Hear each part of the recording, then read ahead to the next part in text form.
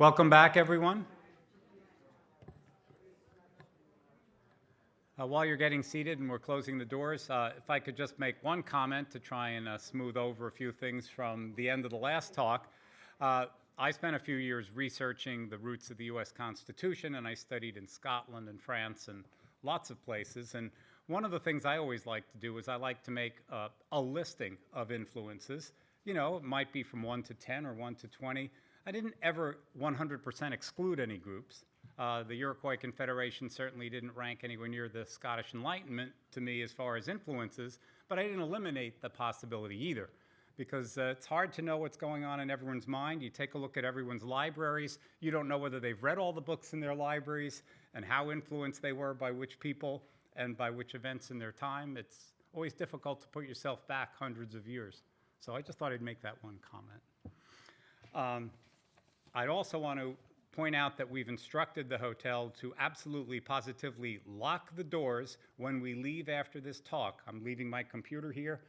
That way you don't need to go back to your rooms. You can go straight down to the concierge desk downstairs so we can get to the Constitution Center on time. And you won't miss 1 minute of the valuable talk that you're about to hear, right? Okay, so it's now my great pleasure to introduce our next speaker. Now, I'm at a slight disadvantage. I haven't known the next speaker for 20 years, as some of our other introducers have known these speakers following them. But Thomas Dorflinger is a well-known American historian. He is the recipient of the Bancroft Prize in History. He was an MCEAS dissertation fellow at Harvard University. He was trained as an historian at both Princeton and Harvard. His books include Vigorous Spirit of Enterprise, Merchants and Economic Development in Revolutionary Philadelphia, and Risk and Reward, Venture Capital in the Making of America's Great Industries. He has also spent, not counting this last year, the last 28 years on Wall Street as an investment strategist at UVS. And I think he appears pleased to be done with that challenging work and to be back in academia here addressing us all here. So it's a great pleasure to introduce Thomas Dorflinger to all of you. Thank you. Well, as Paul mentioned, I worked on Wall Street for over 25 years. So I'm afraid with this lecture, we're going to go from the sublime to the materialistic. In February 1798, a rich Philadelphia businessman who was on his way to debtor's prison summarized his fate in a letter to a friend. My money is gone, my furniture is to be sold, I am to go to prison and my family to starve. Good night. A couple of months later, a prominent Philadelphia lawyer fled to Eatontown, North Carolina to escape his creditors. He complained that speculators were attacking his property, quote, with an avidity cruel, treacherous, and insatiable. Now, these two bankrupts were prominent founding fathers. The first was Robert Morris, the so-called financier of the Revolution. As Walter mentioned, he's a good friend of George Washington, who stayed at his house during the Constitutional Convention. The second was James Wilson, who at this time was on the Supreme Court and was considered one of the most learned men in the Constitutional Convention. So I think we have here an intriguing anomaly where these prominent people in politics were speculating so much that they went bust. And I think what it tells us is that Philadelphia at this time was full of optimistic, aggressively acquisitive, materialistic capitalists who were willing to take big risks to get rich. This city was full of nouveau riche social climbers. And it had some of the characteristics we tend to associate with Chicago or New York during the so-called Gilded Age a century later. And these capitalists were influential in the founding of the nation. Well, why should we care? The first reason we should care about this fact that Philadelphia is so materialistic is that the material ambitions of these people powered economic development and profoundly affected the founding of the nation. There were 4 Philadelphia merchants in the Constitutional Convention, and 2 other people were very close business associates of those 4 merchants. Now, I think, though, I agree with Charles Beard that the Constitution was, in some respects, an economic document that did meet the material needs of these capitalists, and they did speculate on securities. And certainly that is problematic in some respects. But I think their involvement in the founding of the nation also had important positive effects. And I'm going to list four and expatiate on them in the next hour. First of all, these capitalists had a large vision of national greatness and prosperity. Secondly, they pushed for decisive action in building the nation rather than half measures. And judging from the success of Hamilton's financial program, this was the correct approach. Third, Northern capitalists made a distinctive contribution to the founding of the nation because of their expertise in manipulating capital and credit. And in particular, they had a fundamentally different view of commercial credit from Chesapeake planters. The mentality of someone like Robert Morris with respect to credit was fundamentally different from James Madison. And finally, merchants saw a parallel between the growth of the U.S. and their own enterprises. They believed it was critical for the nation to establish strong credit in global markets, much as an individual merchant needed to do. And their business benefited in the 1780s and 1790s from strong credit for the United States as a whole.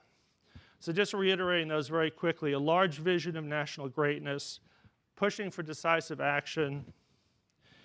They had a distinctive contribution because they were at home with credit, and they saw a parallel between their own businesses and the nation as a whole. And I would argue, finally, that those results, the results compare very favorably with a more recent effort to create an economic union, namely the European Union that we see now being created, which is struggling because it lacks some of the elements that were created by the Constitution in terms of a united financial system and also decisive action to quickly create a united financial system. Now, you should all have a handout like this. It says commercial credit in late 18th century, commercial capitalism in late 18th century Philadelphia. If you turn to the second page, you see there the Philadelphia market region. And the big black dot in the middle is Philadelphia. Now, one thing about Philadelphia, if you're a merchant, was it actually did not have a very good port. It was up the Delaware River, and there were two problems. It was a lot colder then than it is now, and the river froze up in the winter. And secondly, it was shallow. So you actually, if you were a merchant and you had a ship going to England or Jamaica or wherever, you had to pay a pilot to help you get down the river so you didn't get stuck on the sandbars. But the position of Philadelphia was positive in the sense that it was in the middle, as you see there, of 4 colonies or states, which gave it a lot of access to different regions, many of them via water, which was much cheaper in that time than via wagons. So across the Delaware River to the east, we have the great state of New Jersey, my home state.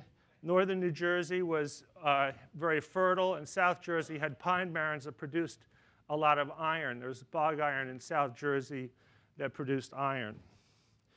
To the west, obviously, we had Pennsylvania, and eventually that trading area reached all the way to Pittsburgh and gave Philadelphia merchants access to the Ohio Valley. But also to the south, we had the Delmarva Peninsula, Delaware, and the eastern shore of Maryland, and also northern Maryland. So that's, a large area, much of, again, which could be reached Philadelphia merchants could reach it, or farmers could reach Philadelphia by water. In fact, there were actually shallop ferries that regularly went between various parts of this region at Philadelphia. Now, actually, if you look at that map, you'll see one of the reasons why Philadelphia eventually declined, which is on the left side there, that big river that looks sort of like a Y at the top. That's the Susquehanna River.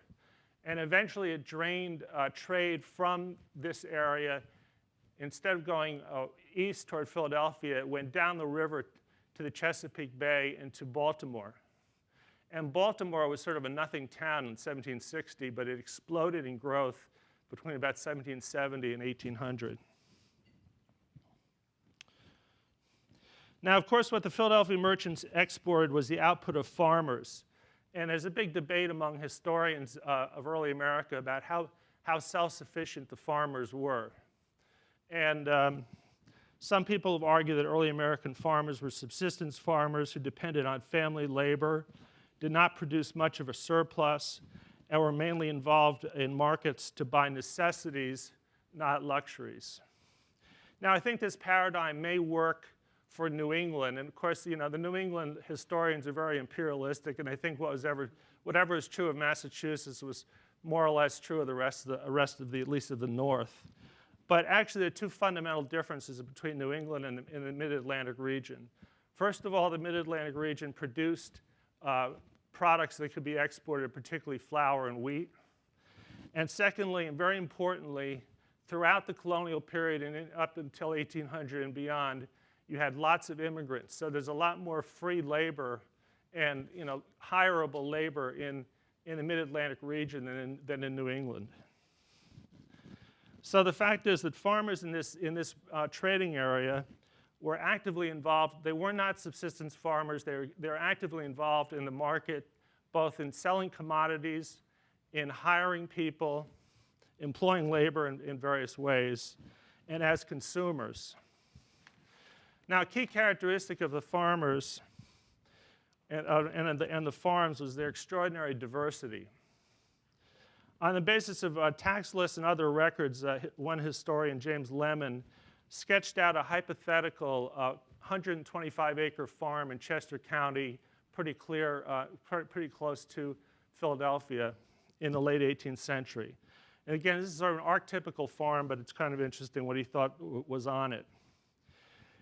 8 acres would be planted in wheat, 2 in rye, 4 in oats, 2 in barley, 2 in buckwheat, and 8 in Indian corn, and all of that together produced 345 bushels of grain per year.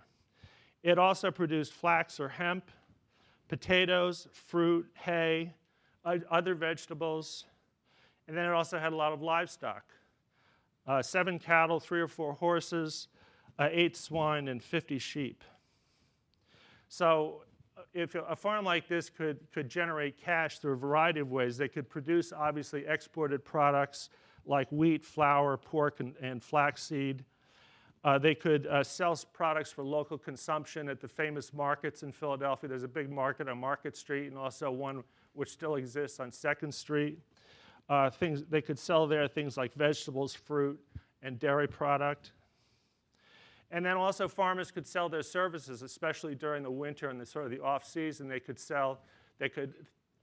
could chop lumber for ironworks, which I'll describe in a second, and provide hauling services with their wagons and oxen and horses for ironworks. Now, to do all this, they did need labor beyond their own families. And this is a fundamental difference from the typical New England farm. And the labor force that they assembled has been called by one historian a motley crew, assembled from the following. Obviously, family labor, also perhaps the sons of neighbors, indentured servants. Some slaves were in the countryside. In the later 18th century, there was sort of free labor floating around, especially Irish workers who went between working for ironworks, working on canals, and working for farms. And then there's also something called cottagers. A cottager was, that's sort of a British term, but somebody who lived on your farm in his own little house, had his own small plot of land, but worked for you part of the year as well. So from these varied sources, farmers did generate a very decent income. So how did they spend it? Well, they did, in fact, buy quite a few luxuries imported from England. And this is a constant theme of hand-wringing, especially by rich people who were sort of worried about how well these poor people were living. But before the Revolution, there was a lot of hand-wringing about luxuries being imported from England that were sapping the virtue and patriotism of the populace. They were worried that America was falling into a trap of affluence and ease. So we get a sense of exactly what these farmers were buying at the shops in their local town, whether it was in New Jersey or northern Maryland or Lancaster or wherever. If you turn to the next 2 pages of the handout, this is one ad, 199 items mentioned in the ad. And it appeared in the Pennsylvania Gazette in April 1773. I'm going to read just a couple of lines to give you a flavor, just in case you don't read the whole thing later. Lately imported from London, Bristol, and Holland, and to be sold on the cheapest terms by Daniel Benezet at his store in Arch Street, 4 doors below the corner of 2nd Street. A very great variety of plain and changeable mantuas, both 1/2 L and 3/4 wide, black mantua, pink, red, blue, black, green, and white 1/2 yard Persians, rich blue and black full satins, blue and black P-long, and then it goes on for another 190 items. Eventually it gets past the cloth to things like buckles and scissors and stuff like that. So I think, at any period in American history, there's some really sexy, exciting consumer goods that everyone's talking about. Now it's the iPhone. In 1910, it was the automobile. I think in 1775, it was velvet. So historian Alice Hanson Jones sampled probate inventories of farmers in this region we've been talking about. And she got almost 100 different inventories that were made up when people dropped dead, and they had to find out what was in the house to divvy up. So she could give you precise numbers on what these people owned. And this includes not only near Philadelphia, but way out on the frontier. So 43% of these people owned earthenware, 65% pewter, 10% silver, 26% clocks or watches, 31% looking glasses, and 30% feather beds. Now, most of these products were the output of another revolution that was simultaneous with the American Revolution that hasn't been mentioned too much today, the Industrial Revolution. English manufacturing was booming at this time and moving northward from London into the so-called Midlands, places like that Karl Marx and Engels made famous a few decades later, places like Sheffield, Manchester, and Birmingham. Productivity was improving due to mechanization and the increasing division of labor. And remember, Adam Smith wrote The Wealth of Nations in 1776. He talked about how division of labor was limited by the extent of the market. The market was growing very rapidly, and this is one of the reasons for that. So mid-Atlantic farmers were prime beneficiaries of the Industrial Revolution and also of what's called an improving terms of trade. That is, the price of what they exported, wheat and pork and things like that, was rising in price as Europe's population increased rapidly in the 18th century. So the price of what they sold was rising, and the price of what they imported, these manufactured goods, was trending down because of industrialization. So the bottom line is that farmers were heavily involved in the market, both for commodities, for labor, and for products like these that were imported from abroad. But the rural economy was not all about farming. It was diversifying fairly rapidly, and I'm going to briefly mention 2 areas that exemplify that. One was ironworks. There are dozens of ironworks in Pennsylvania and New Jersey, as well as in other colonies, but this is the center of the iron industry in America. And there are 2 types of ironworks. There are furnaces and forges. So the larger of the 2 is a furnace, which had about 60 workers and thousands of acres of woodland that could be chopped down and turned into charcoal. The furnace was a stone stack about 30 feet high, into which was dumped charcoal, iron, and limestone. To make a really hot fire, you needed bellows that were powered by water. So these are water-powered factories. And out the bottom of the furnace came molten iron, which was called pig iron, which could be sold as pig iron or poured into sand molds that would produce what was called hollowware, such as pots and pans. Now, what a forge did is forge was smaller, and it took the pig iron and refined it further by melting it down again and hammering it with water-powered hammers to pound out the impurities. And then the resulting iron is called bar iron or wrought iron, which could be turned into things like spikes and nails. Now, these ironworks were owned by the richest capitalists in the area, but they employed dozens of workers, both unskilled workers and extremely skilled workers.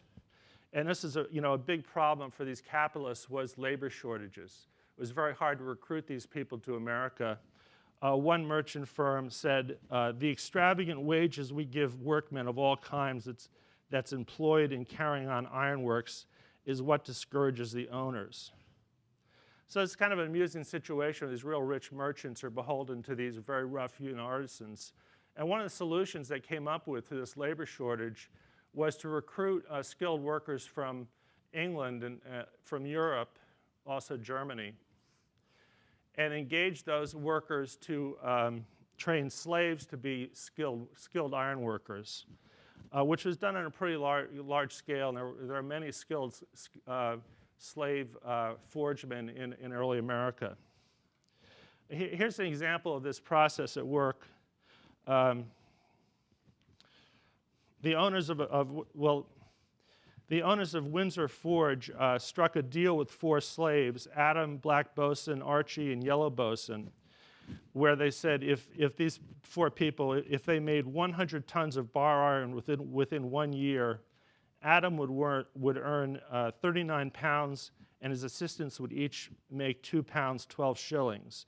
And also, once Adam taught the art and mystery of being a finer, which is a forgeman, to 2 other Negroes, Adam's son could go free. So the slave's son could go free. And what this reminds us of is that slavery was a labor system that was adjusted a great deal according to the needs of production. It was quite a flexible system. And also in certain situations, resourceful slaves could cut quite a favorable deal with their owners. Now, another area of production outside of just producing crops in the countryside is cloth production. Most farmers, as I mentioned, produce wool or flax. I'm going to focus on flax, just briefly. Some of the flax that was produced was used to produce flaxseed, which was sent to Ireland by specialized merchants I'll talk about in a second. The rest of the flax is laid out in fields and rotted to loosen the fibers, which were then collected. Then several local women were paid to spin the fibers, these flax fibers, into yarn. Then the yarn was taken to a weaver to produce cloth on looms, and looms were fairly expensive. About 10% of rural households had a loom. And you actually had a gender division of labor where the women spun and the men weaved. And there were about 6 to 12 spinners per weaver. And just to give you a sense of how much this process could produce in cloth in a year, one weaver produced 625 yards of cloth in 1 year. Then the cloth was finished in a fulling mill or a dye works and sold locally. So again, this is local production, but it's really not homespun in the sense it was all done within one house. It involved about 5 different people. So we have a fairly sophisticated rural economy that's developing in the late 18th century. So let's get to the center of the action, Philadelphia. The population was growing very rapidly. It doubled in about 25 years, from 33,000 in 1775 to 68,000 by 1800. There were many poor people living there, although they were less poor than people in England. They had much higher living standard than people in England, but about 14% of the adults were laborers, 7% were mariners, and there were also many slaves in Philadelphia, about 1,500 slaves in Philadelphia in 1760. Now, the middling classes, which is what most people fell into in this society, can be broken down very briefly into 3 groups. Artisans, some of whom were quite rich, and many of whom were rather poor, like tailors. But artisans, distributors such as shopkeepers and grocers, and service providers such as boarding houses, tavern keepers, and wagoners. And many of the distributors were women. Many widows became shopkeepers, and also many of them ran boarding houses. So how does I want to focus on the merchant community. How does the merchant community fit into this social matrix of Philadelphia? I would argue that the phrase that you sometimes hear is merchant aristocracy. I would argue that that is a misleading term, because merchants are not a class or a cohesive elite, but an occupational group defined as wholesalers involved in overseas trade. And a key point is that it's an extremely large occupational group. There are about 300 merchants out of 5,000 taxpayers in 1774. By 1785, there are actually about 500 merchants and still 450 merchants in 1790. So we're talking about hundreds of people that were involved in overseas trade. It's also an extremely stratified occupational group. There's a restricted group of really rich merchants who dominated trade, and then many middling merchants who were struggling to get rich. Here are two metrics that show that this is definitely true. Just 11 firms with about 20 merchants in them handled a quarter of all the shipping that came into Philadelphia in the decade before the Revolution. So again, that's about maybe 20, 30 merchants out of 300 controlling about a quarter of the trade, not the trade, of the shipping coming in. After the Revolution, if you look at the goods coming into Philadelphia in the 1780s, 57 firms with maybe 80, 90 people controlled half of all the merchandise coming into Philadelphia. So the other half goes to the other 300 or 400 merchants. Now, a separate concept from the merchant community is the Philadelphia upper class.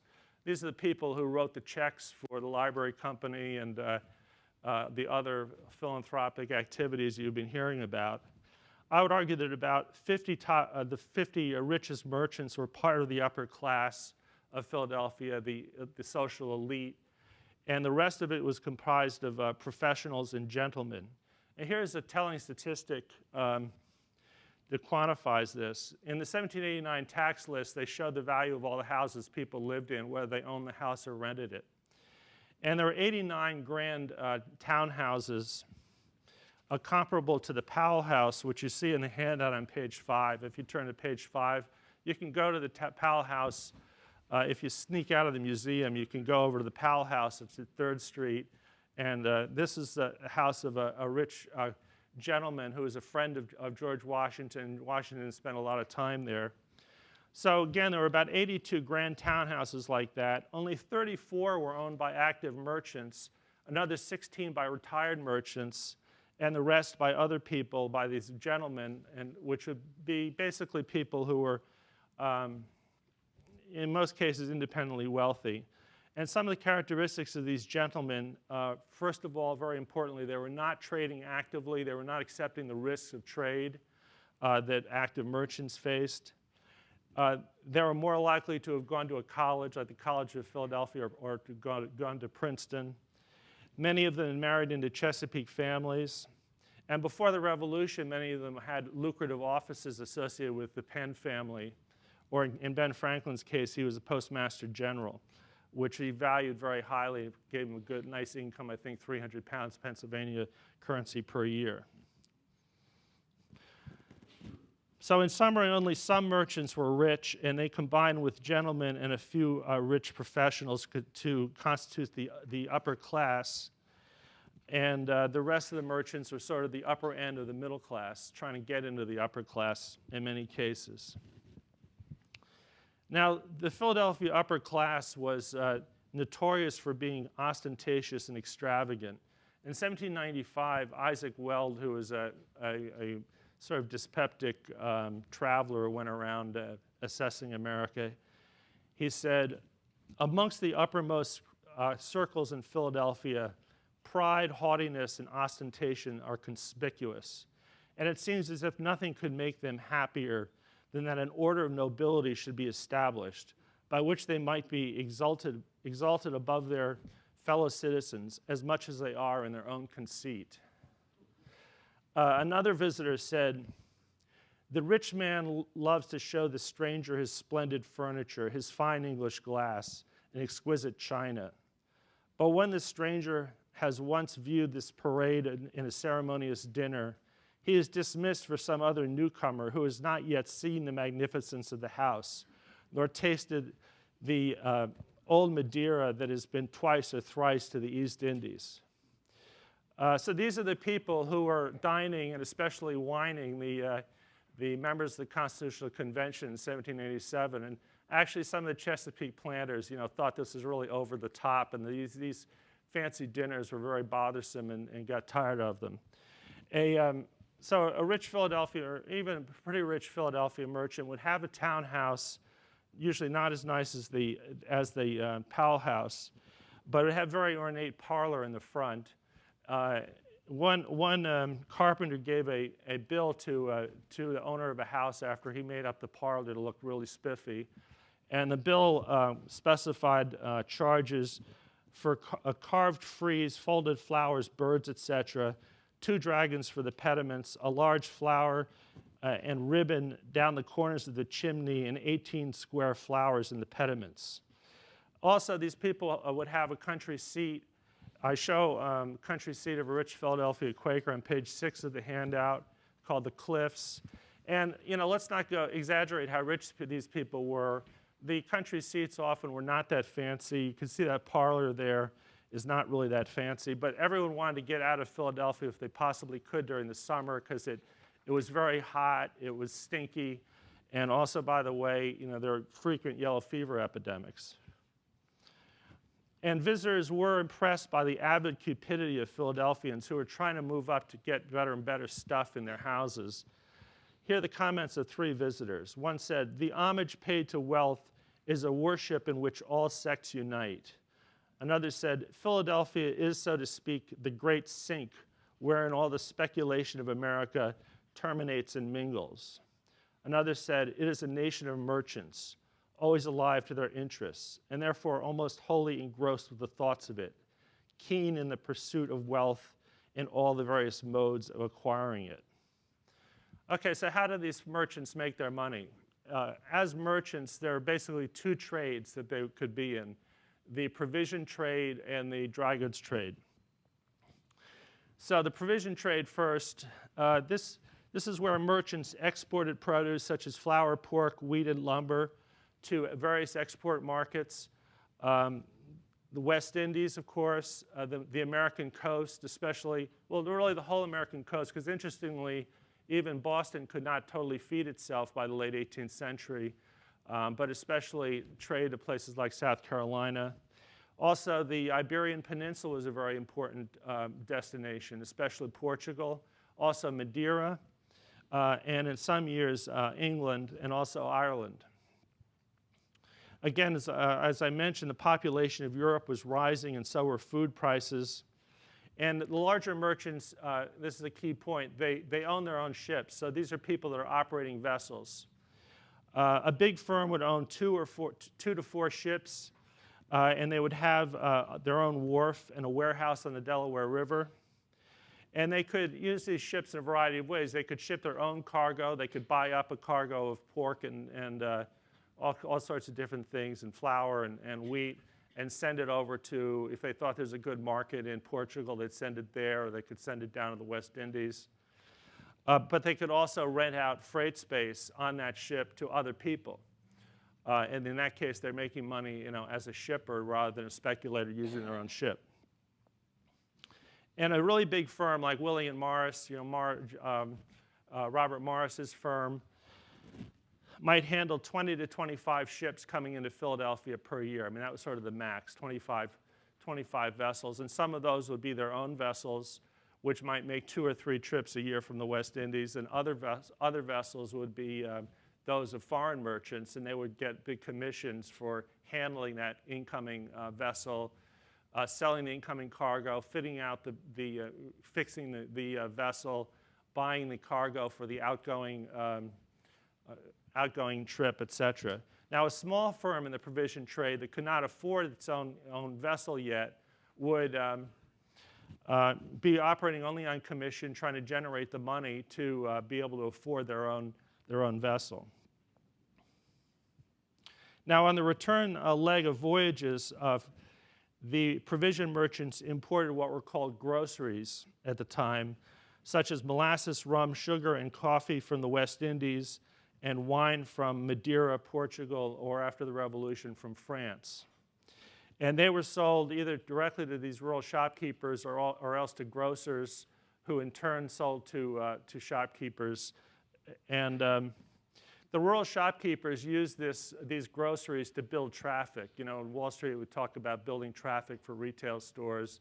And in a way, these are like the Starbucks of the 18th century, because people came in for the groceries. One shopkeeper wrote to a merchant, he said, "Sugar, tea, coffee, and some other trifling things is only the one thing that brings the store customers. Especially if we have good sugar, tea, and coffee, then we will soon have the town's custom." Now, obviously, there are a lot of risks in this trade. Hurricanes, wars, bad debts, sending provisions to a glutted market.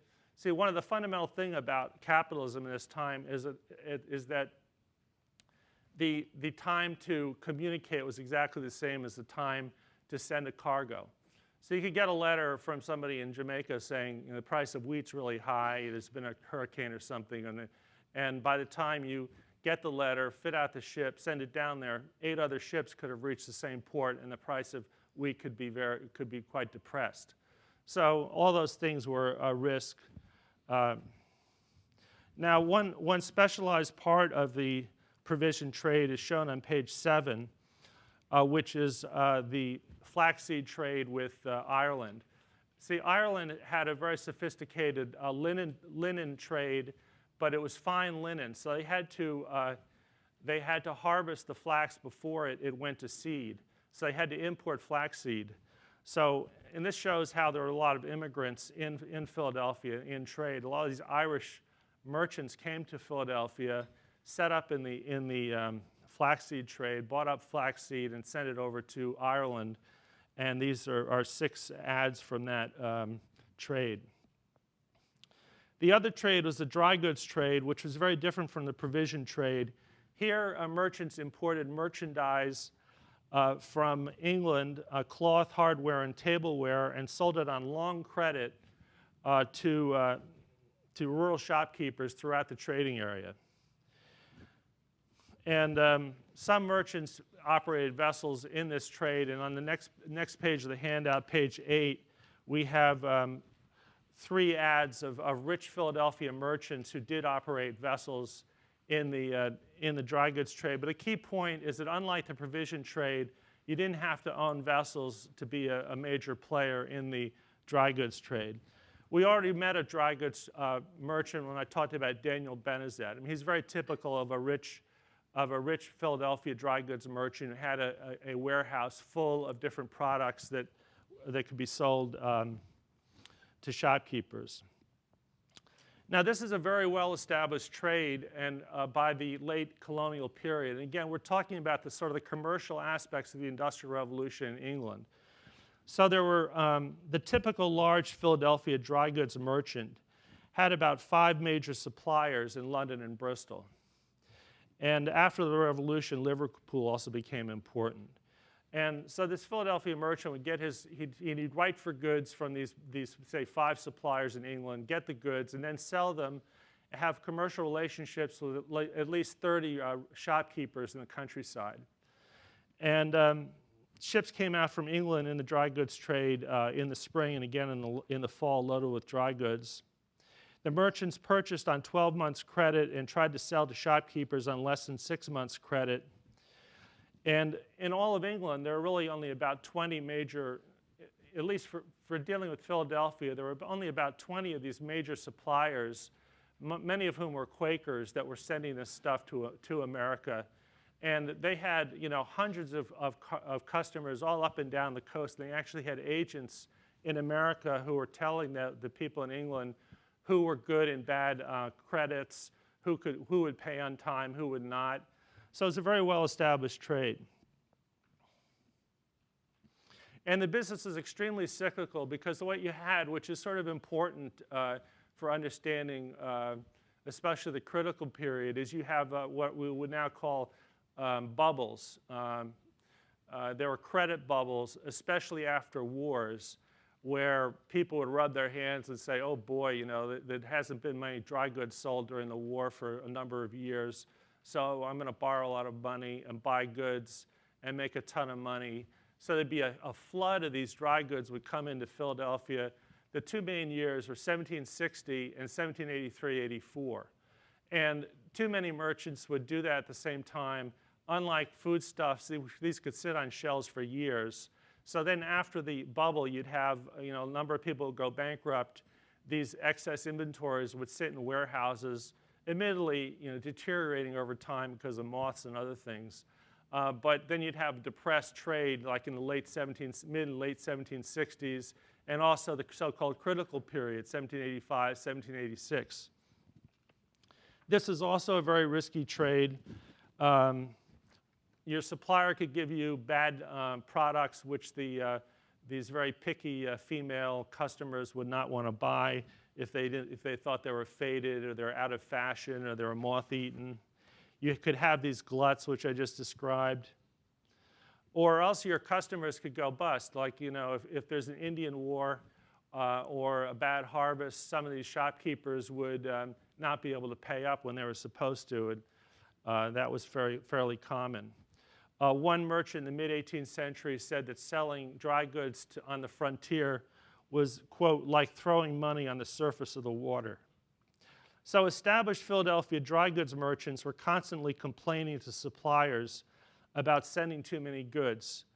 Here are two quotations. One merchant said, again, this is a merchant in Philadelphia writing his supplier in England, said, the merchants in England are such fools that if they can possibly get credit for the goods, they will be shipped so long as the people are rogues enough here to write for them when they know they can't pay for them. Another very rich Anglican merchant said, I am in hopes for the time to come you will be more careful to whom you trust. These young fellows may appear brisk and industrious and appear to be thankful for your trusting them, but on their arrival here are soon seized with the distemper that our climate is so subject to, viz. Upstarts. Now, how specialized were these merchants in one or the other of these dry goods trade, the provision trade? There are two trends I would just point to quickly. You had increased specialization over time, more specialization in the 1790s and 1740s. And also, if you're a really rich merchant, you had more capital employed, you're more likely to be diversified in both trades, whereas little merchants could only be in one trade. Now, I think a key concept is to understand the relationship between social mobility, the large size of the merchant community, and the high risk of being a merchant. It was not too difficult to become a merchant, which is why there were so many of them. Just get some trade, get some credit in England, you become a merchant. And you show up in the tax lists and the city directories as a merchant. But as I said, most of these merchants were pretty small. There are only around 50 very rich merchants among 3 or 4 or 500 people. But high business risk led to much upward and downward mobility. Established merchants could not prevent newcomers from getting credit in London and competing with them. And speaking as a Wall Street investor, I would say that most merchants, even if they were pretty big, had what I would call a weak franchise.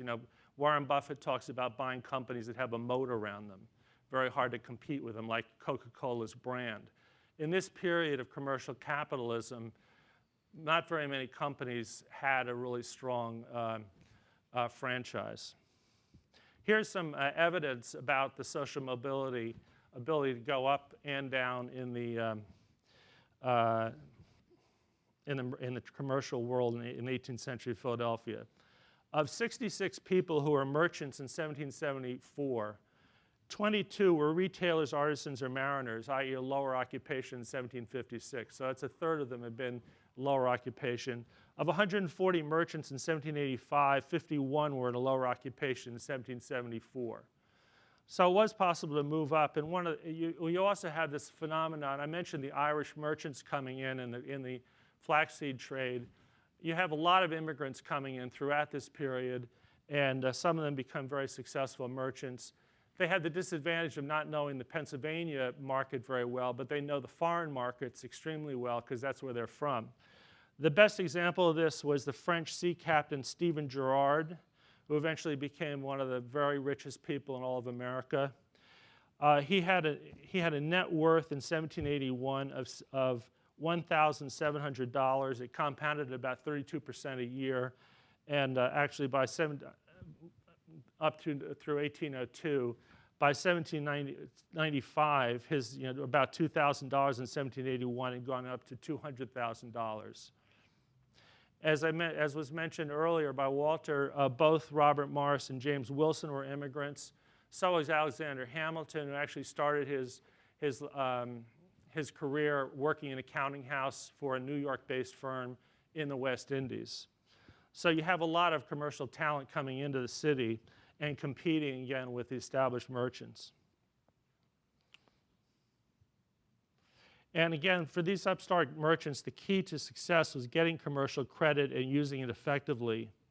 And the very fact that new merchants were constantly entering the merchant community meant that established merchants faced a lot of competition. Now, to understand why it was so risky to be a merchant, take a look on page 9 at the balance sheet of Stephen Girard at the end of 1789. If there was an annual report for his business, this is what it would have looked like at the end of 1789. At this time, Stephen Girard was an up-and-coming, successful provision merchant. He was mainly trading with the West Indies and France. Obviously, 1789, we have a bad harvest at the beginning of the French Revolution. He's sending a lot of wheat and flour to Marseille. So the top half of that balance sheet is the assets and the so-called the left side of the balance sheet. And I'm not going to go through all the items, but you see he has a merchandise. Among his assets, he has merchandise of $15,800, mainly coffee, wheat, and wines. He has fixed assets of real estate, like a house and a dock in Philadelphia and a couple of vessels. But his main asset, half of all of his assets, is the $44,000, which is adventures in progress. These are cargoes on their way to basically to Haiti and Marseille. On the right side of the balance sheet, we have liabilities and equity. Basically the way a balance sheet works is you take your assets, you subtract your liabilities, and the rest is your equity or net worth. And his total liabilities were about $44,000, so his net worth was $44,000. The key point I want to leave you with is the cargoes, the adventures in progress were exactly equal to his net worth. If something bad happened to those cargoes, there goes the net worth. So as you'd expected, bankruptcies were common. And usually you can't quantify them, but there's so many bankruptcies in the mid-1780s, they had a law passed to deal with them. And between 1785 and 1790, 84 merchants went bankrupt, which is one reason why the merchant community shrank from 514 people to 440. So merchants, and this is a key point which professors may not fully appreciate because they have tenure, but merchants were tormented by financial risk. One merchant said he was, quote, loaded with care and trouble. Another said his father had lived a life of care and anxiety. Another said he was an anxious slave to his laborious profession. It was said of another merchant, George Clymer, he disliked trade from its peculiar precariousness in the necessary dependence which the merchant must place in the honor and integrity of others, thereby removing to a certain degree the conduct of his affairs beyond his control. And finally, a merchant named Stephen Collins, in a letter to his son, remarked on the bankruptcy of another merchant. He said, this is a lesson every day to learn by and shows the necessity of a strict economy, frugality, and industry. This is a hard-hearted, iron-fisted, and inhospitable world, and too many is caught in its snare. Now, the high risk of the established trades led to two key characteristics of these capitalists. a willingness and an ability to innovate in new enterprises. They had a willingness to innovate in new enterprises, which almost by definition are risky because their established trade was so risky. You know, if your established trade is very risky, you're willing to take a risk in something new. Stephen Girard wrote, "Since I have not as much as I desire, it seems necessary to me to take some risk or remain always poor." Another merchant said, "Poverty is the mother of invention." They also had the ability to take risks because, you know, they had mobile capital that could be shifted into new areas, and they were expert at appraising risk and keeping track of their assets spread across the Atlantic world from Lisbon to Pittsburgh to Jamaica. Now, I think that it's useful, you know, in assessing what was not unusual about the merchants to compare them quickly with planters in Virginia, because of course in the 1790s and beyond there was a lot of friction between the Federalists and the Democrats that were associated with Virginia. So I'm going to lay out 7 hypotheses or just ideas about how they were different and similar to the Chesapeake planters. One argument might be the merchants were different because they did not own slaves. This is definitely not true. In 1774, of 296 merchants, 99 actually did own slaves. So a third of these merchants owned slaves, and half of them owned slaves and or indentured servants. You also might argue that merchants were more meticulous business managers. I also don't think that's true because many planters were actually very meticulous managers. They had, you know, thousands of acres, and in some cases owned dozens or hundreds of slaves. They had to employ overseers. You could also argue that merchants were more frugal and austere. I think that was true of some Quakers, but was definitely not true of the really rich Anglicans like Robert Morris. Now, what I think is true is they had fundamentally different attitudes toward credit, that is, toward borrowing. As I've been emphasizing, merchants embraced credit as a way to get rich. On the other hand, many planters, including Thomas Jefferson, viewed debt as a burden and a risk, having fallen into debt to British merchants, often for buying too many.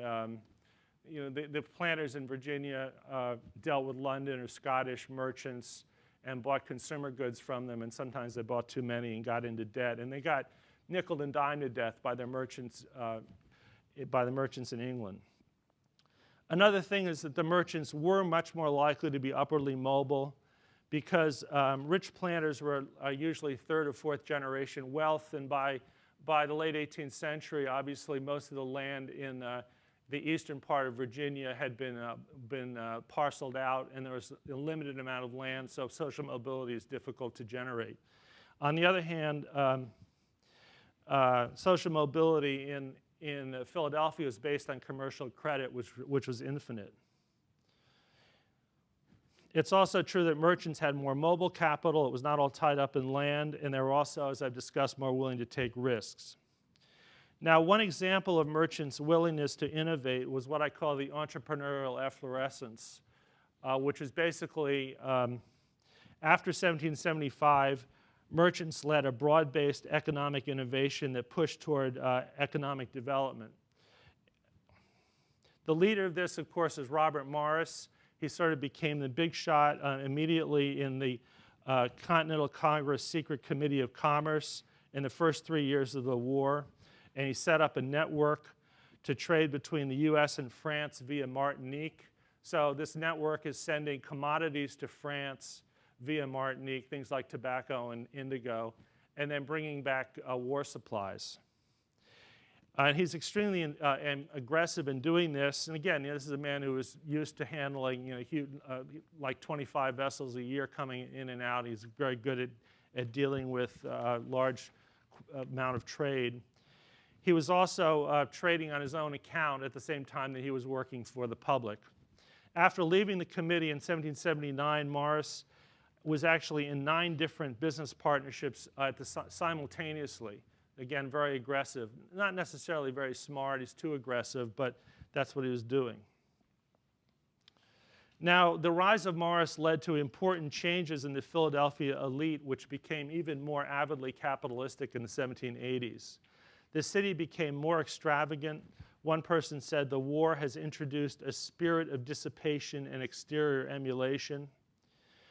Some of the sort of more laid-back, retired, rich gentlemen of the colonial period, both Quakers and Anglicans, sort of disappeared from the scene, became less important. Some of the gentlemen associated with the Penn family, like the Galloways, I think were basically kicked out as loyalists. And the Quakers were less prominent than they had been when Morris was at his, was ruling the roost. And the new social leaders were Robert Morris and his clique, which included William Bingham, for whom the city of Binghamton in New York is named because he was speculating in land in that area. Another one was John Ross. Now, these are basically people that were associated with Robert Morris that got really rich. William Bingham was the agent in Martinique, got a cut of all this action going through Martinique. What did these people do? They built even bigger houses, much bigger than the Powell House, to show off their wealth. On the last page of the handout, we have the Bingham House that was built. And you can see it's it got huge gardens and a setback from the street, and really emulating the fancy houses in Mayfair in London.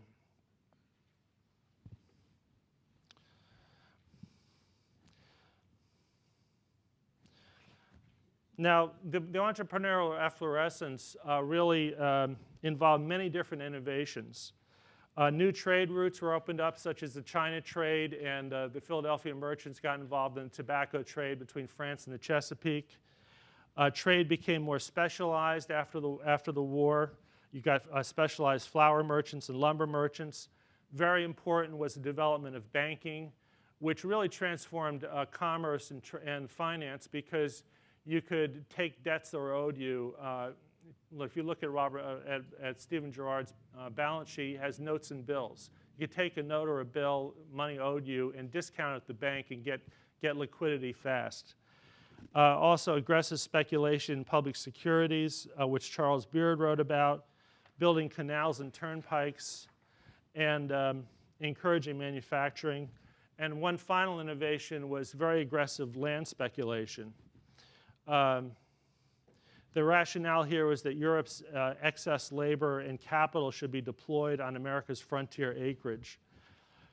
And unfortunately, the speculators, which included both Robert Morris and James Wilson, vastly exaggerated the opportunity they had to attract what they hoped, hundreds of thousands of immigrants to America who would buy their land, make some of the land that was near it more valuable, and get really rich. Some of the early deals that Robert Morris did in land speculation were very lucrative. For example, in 1786, he sold 4 million acres of New York land to European capitalists and made a gain of 167% in less than 3 years. But he didn't do that by selling it to settlers. He did it by selling to gullible capitalists in Europe. The trouble was that, especially when the Wars of the French Revolution happened, there was not that much immigration. And a lot of the land these people bought up in the 1780s and 90s is still pretty empty today. So you could sort of say they were about 2 centuries too early. But the capitalists viewed these innovations, and don't worry, I'll keep on time. These capitalists viewed these innovations as a way to both become wealthy and to develop the U.S. economy, and they believed that both ends were served by supporting the framing and ratification of the Constitution and Hamilton's rather aggressive and decisive financial program. And the key thing is that they thought that establishing the Constitution would establish the good credit of America, which would establish, by the way, their own credit because they were leading capitalists in America. I'll end with this quotation from Robert Morris that again makes the point that they had a distinctive view of commercial credit that differed from many of the other founders. Robert Morris wrote, "No treason has operated or can operate so great an injury to America as may follow from a loss of reputation. The payment of debts may indeed be expensive, but it is infinitely more expensive to withhold payment. The former is an expense of money when money may be commanded to defray it, but the latter, i.e. withholding payment, involves the destruction of that source from which money can be derived when all other sources fail. That source, abundant, nay, almost inexhaustible, is public credit. That is the nation's ability to borrow." So I'll end there. Thank you.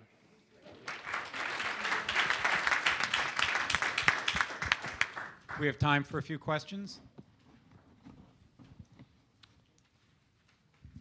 Yes. So given London is the center of credit, and as we move into the revolutionary period, did the credit flow right up until the break, and then were some merchants unable to continue? Was there a great culling out?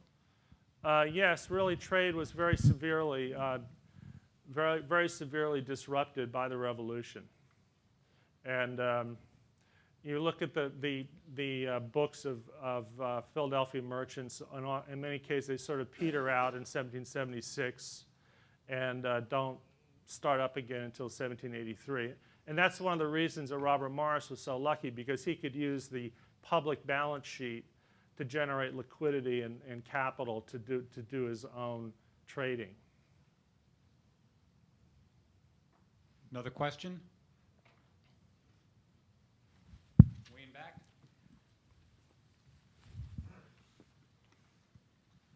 Tom, could you comment a little on how Stephen Girard and Philadelphia merchants traded heavily with Saint-Domingue even after the Haitian Revolution, and how they made a lot of money trading with Toussaint L'Ouverture? I don't know too much about that, but I mean, I actually know something about Stephen Girard's trade at that time. And before the Haitian Revolution, he was trading with Saint-Domingue. And after 1793, it shifted. He continued to trade, but out of more with Port-au-Prince than with Saint-Domingue. But let's face it, Stephen Girard was not very enlightened when it came to racial issues. He actually wrote his will, which I've seen in 1831. He still had a slave whom he freed at that time. One final question? Nope, we got all. Thank you very much. Thank you.